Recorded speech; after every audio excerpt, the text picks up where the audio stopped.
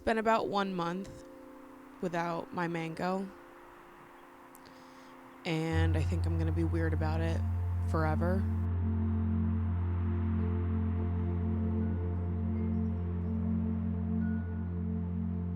Sometimes life is cruel and wickedly unfair. I adopted Mango 5 years ago, and we had the most perfect 5 years that we possibly could have had. She was sweet, affectionate, needy, truly wanted nothing more than to just be held in your arms all day. I was the center of her universe, and she was the center of mine. She was the most perfect little thing in the whole world. She was my soul cat, and clearly I can't talk about it without crying. Mango had a heart condition that we treated at home and went to the vet every 6 months to check up on and make sure the treatment was working, and it was. It had been for years until one day it just stopped. There's really just no way to know how long those things can work for. But I loved her so much that I just believed that we would be one of the lucky ones. I don't know. The last month has been nightmarish, to say the least. I loved her so much, and I miss her so much. It feels hard to explain to someone who hasn't had that kind of relationship with an animal before, but it was so special to me. And I just feel so broken and so lost now. It's hard to know how to get through the day without her. I keep saying that my life feels like a Jenga tower that has all the wrong blocks removed. Like, my routine, the building blocks of my life have just been totally shifted around in a way that makes my life feel unrecognizable to me. What do I do in the mornings? Okay, well, usually I would wake up. I used to go feed her. Then I would make my bed, tidy my room, go have my own breakfast, and then tidy her litter box. Then I shower and get ready, and then I go and play with her or cuddle with her for a little bit, and then I sit at my desk and I get to work, and she's perched on my shoulder or right behind me on the couch, and throughout the day I'm constantly going back and forth to check in on her and pay attention to her. It's hard not to feel like a core part of myself, a part of my identity, has now been removed from me. And now I wake up in the morning and I don't have anyone to take care of. And it's just me. And it's like everything feels wrong.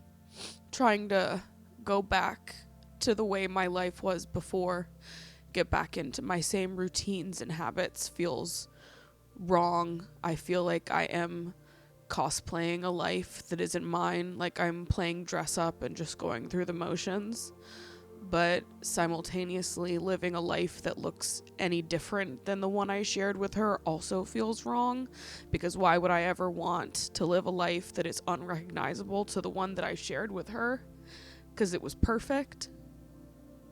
And I have so much sadness and anger inside of me, and yeah, I'm just trying to move one step at a time. But it's hard. Right now I'm just trying to hang on to the small joys. Go day by day, feel all of this pain, get to know it intimately, and just try to find ways to giggle and smile in the process. I feel like I'm having to relearn who I am now that I've been touched by loss and grief in this way. And I want to feel it all. And I also need a break from feeling sometimes.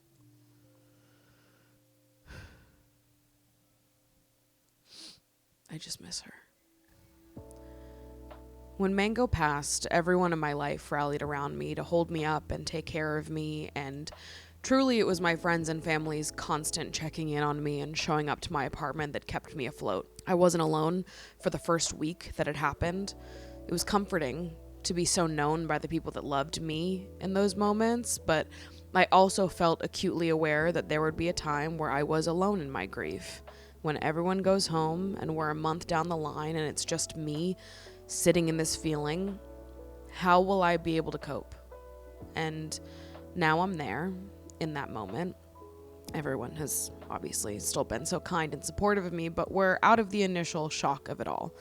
And sometimes I think that people are scared to ask me about her because they don't want to upset me. People want me to feel joy and just get out of my own head. They want to distract me, which I appreciate. But in my own heart of hearts, I hope that people keep asking me about her. And I hope that they don't feel bad if I cry in response about it. I'm okay with crying about it. I'm comfortable with feeling the sadness, and I don't want anyone to feel bad for making me cry or bringing her up to me. I love talking about her. I love recounting our favorite memories, the ways that she changed me. To be seen in my grief is actually the biggest honor you could give me, because you can't fix my hurt. You can't make me feel better, but you can make me feel less alone.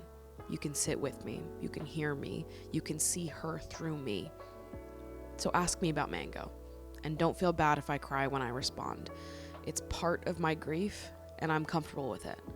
I'm allowing my grief to pull up a seat at the table.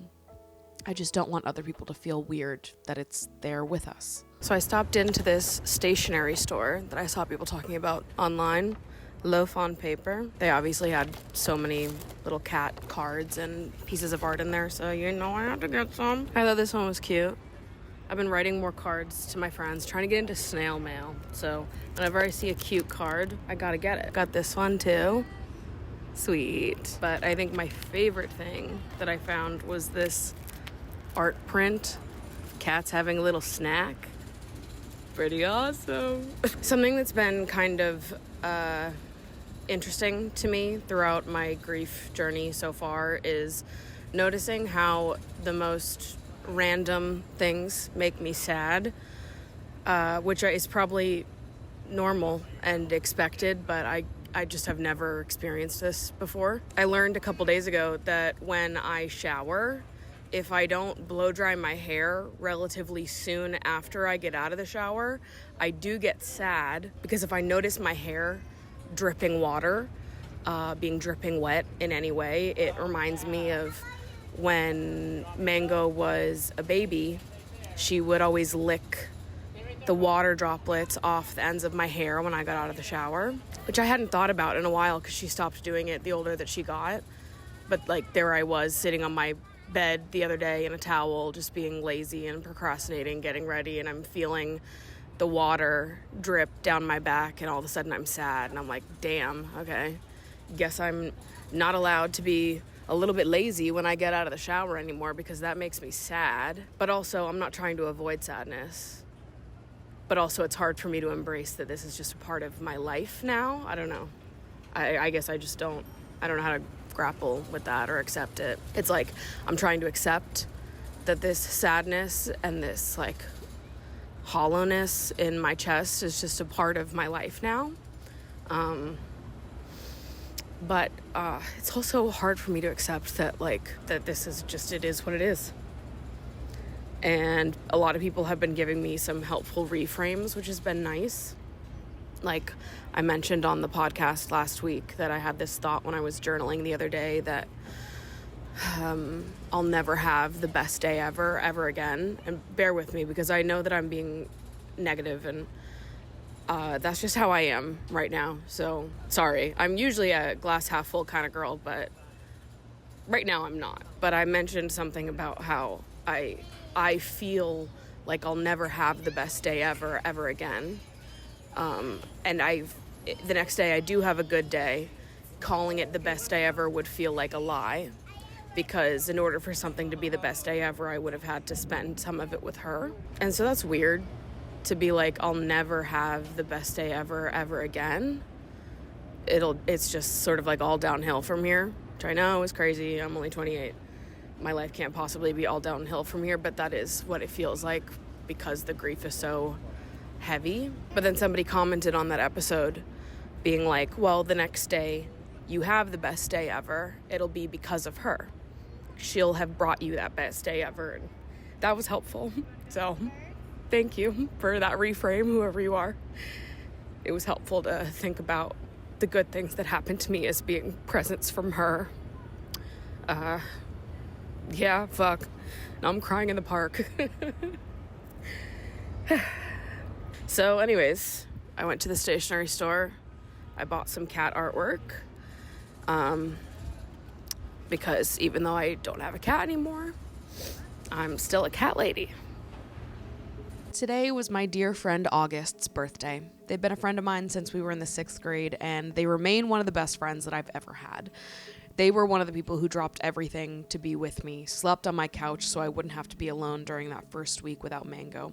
August was usually who watched Mango when I went out of town, and I knew how much they loved Mango too. We grieved together.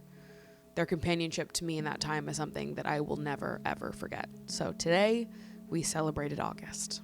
I feel lucky to be so understood by the people around me. When I first shared about Mango's passing online, so many of you DM'd me words of comfort and kindness, many ending with a reminder to me: do not let anyone minimize your grief. Some people will not understand the pain of losing a soul pet, and they will tell you you are feeling too much. You are not. It was an important reminder, and I'm lucky that everyone that knows me in real life and knew Mango in real life saw me and my grief and held it tenderly. They cried with me, they held me, they brought flowers, sent me food, they understood the depth of this loss and made me feel so cared for.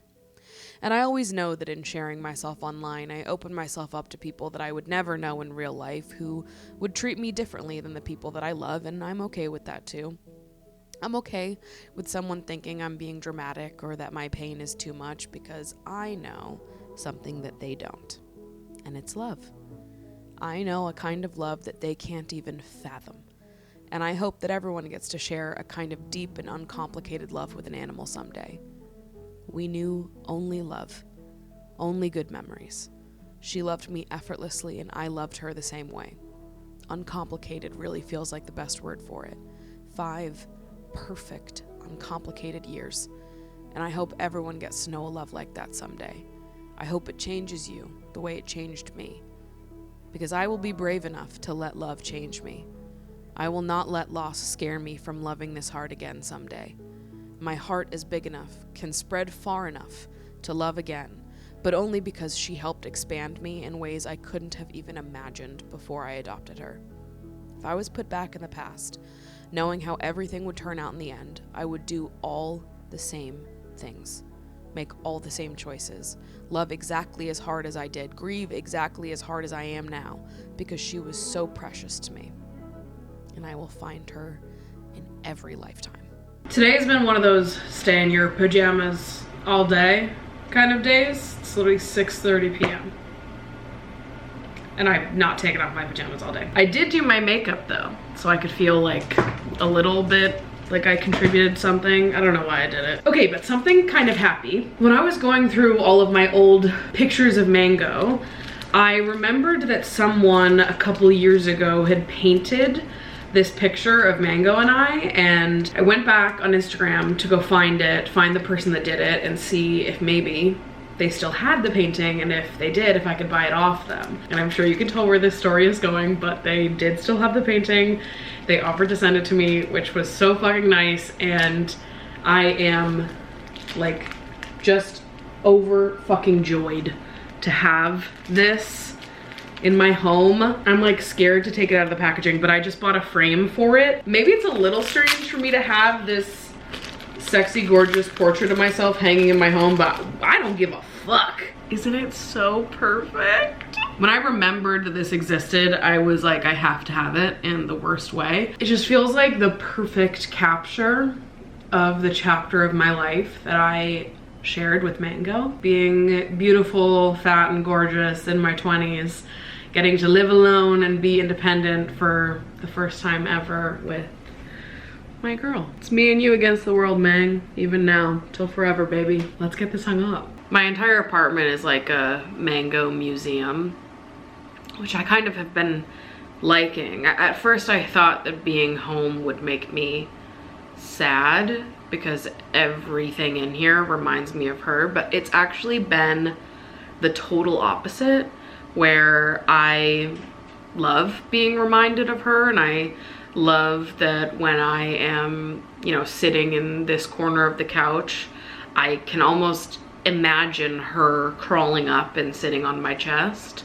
Or like some nights I've been laying in bed and for a second I almost think that I feel the bed move a little bit the way that it would if she jumped on and started crawling toward, like I start to feel like she's here because she was for so long, and I have so many memories of what it felt like to be around her all the time, and in some ways I still feel like she is here, which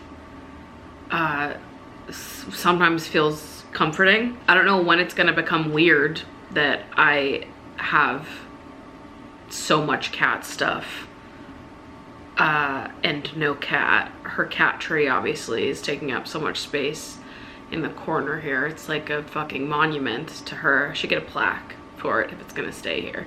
But then I imagine, like, I don't know, I meet someone new and they come over and they walk in and they're like, where's the cat? And I'm like, so there's no cat.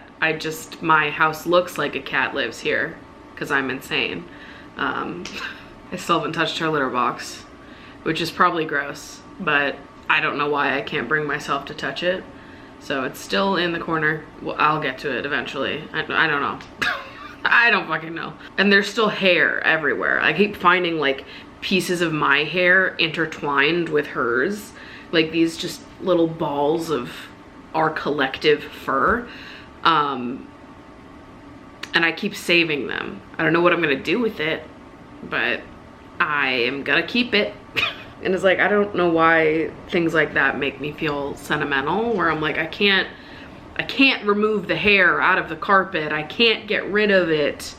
I need to keep it for some reason. I like that it feels like she's here. I don't want it to feel like she's not.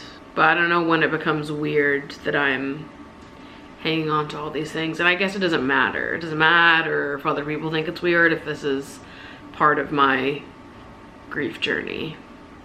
Maybe I will just have a cat tree in the corner forever. Who fucking knows? Mind your business. I'm sure I will continue fostering at some point, and maybe keeping the tree would feel nice to see, like the foster cats playing on Mango's tree. Maybe that would make me feel like she was still involved. So maybe I shouldn't get rid of it, but I don't know when I'm gonna be ready to foster again. So I don't know. It's all just still fresh to me.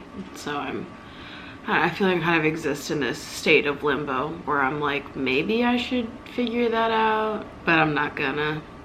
The other day I had like a surge of motivation where I was like, okay, I'm gonna throw out all of the frozen cat food that's taking up an entire drawer of my freezer. And then I started to pull them out and I immediately was like, never mind. And I put them back in. I was like, I actually can't get rid of it. I tried. I tried to get rid of it. I couldn't. I had to put it back. But I'm trying to honor and respect the ways that my grief is coming up. And if I need to hang on to clumps of hair and a litter box and a cat tree and a drawer full of frozen food that no one's gonna eat, then I will. And that's fine. Yeah, I think maybe I'm just accepting that I'm gonna be a little weird right now and probably also forever in other ways, but I don't think I'll hang on to the frozen food forever, and definitely not the litter box. I'll get to that. Just not today. I got a mango tattoo, a second one, because I did get one when she was alive a couple summers ago. I'll show you the old one first. This is the old one. The girl in a martini glass with a cat pawing up the side. I got that one for her 2 summers ago to capture the vibe of the era of life that we shared together. And the girl and the cat purposefully don't look like us because we transcend time and space, and our physical bodies mean nothing because we've connected with each other in every lifetime, and that is the goddamn truth. But I got a new tattoo. Oh, I love it so much. I keep looking at myself in the mirror being like, holy shit. Like, I am tattooed. Not that I wasn't before, but now I'm like, damn, I'm tattooed. I love being tattooed. These are branches of a mango tree done by Girl New York, and they're right in Mango's favorite place to sit. If you listen to / watch my podcast, you know that during a lot of the episodes, Mango would crawl up and sit right here. She'd crawl right on top of my boobs and then position herself right on my shoulder. It was her favorite place to sit. That's where she sat when we watched movies. When I was working and she wanted to just sit somewhere, she has always been just right on my chest, hanging over my shoulder. And so it felt fitting to get something to commemorate her right here in her favorite spot.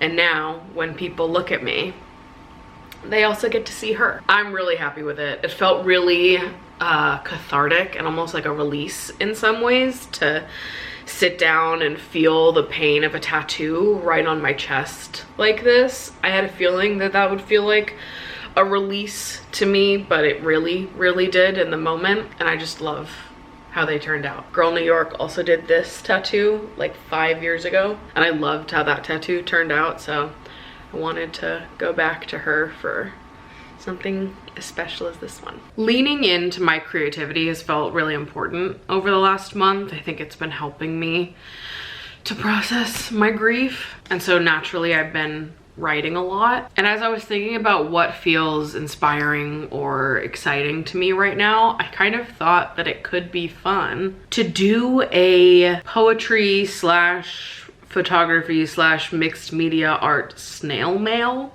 club. Don't hold me to this, okay? I'm still thinking about this. I'm mulling over some ideas inside my head, but wanted to get your opinion on it, your thoughts. But I love writing poetry, and I've been journaling a lot, and I've been thinking a lot about the parts of my life that I won't get to share with her. For the last 5 years, it's been me and her against the world. I work from home, I live alone. So much of my day-to-day life was me and her. I built my life around her. There's nobody that I do life with like that. There's nobody that I'm so tied to. I'm single. I don't live near my family. Like, Mango was the keeper of my secrets, and I really walked around this place talking to her 24/7. My internal monologue was external around her. She was just my little buddy. We were besties, and I felt like she really understood me. Whenever I was upset, she would come and sit on my chest and nudge her head against my chin until I kissed her on the forehead. Like, she was so attuned to my emotions, and she just took care of me so well. And I think about the parts of my life, the things that will happen in the future that I won't get to share with her. And as I'm writing poetry, and obviously right now my poetry feels really sad, but someday it will be happier, and I want her to know those things too. So then I started thinking about writing poetry as being kind of like a way to reach her.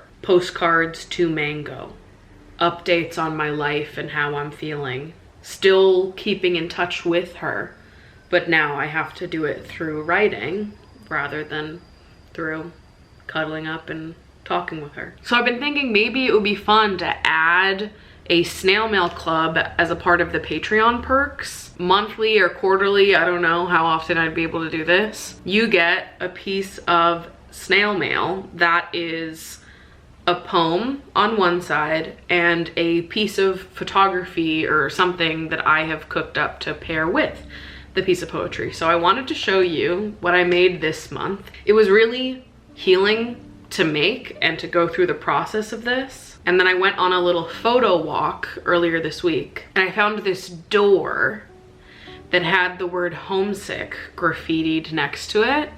And so I took a photo of it because it felt significant. When you read the poem, there's a door in the poem. So I took a photo of this door, and then I fucked with it and I added shit, and this is what I came up with. The visual to pair with my poem, which is called The Grief Monster. There's a hairball under the couch, a handshake of long purple strands merging into short calico shed. I'm as frozen as the packages of tuna that fill up our entire freezer. There's a hairball on the right side pillow. I roll over to look for you. I see through today and into 5 yesterdays. I'm a zombie oven set to broil. Barely beating, I yearn for the infinite blue inferno. There's a hairball under the kitchen table. Swallowed whole, I hope it comes up to purge on my new carpet in your honor. I'm a Jenga tower with all the wrong blocks severed, untethered. Who am I without your anchor? There's a hairball by the door, the one that wasn't allowed shut to shower, as you cried on the other side in ache. But now the door is closed. Quiet surrounds me, and my teardrop faucet bleeds in eternal longing.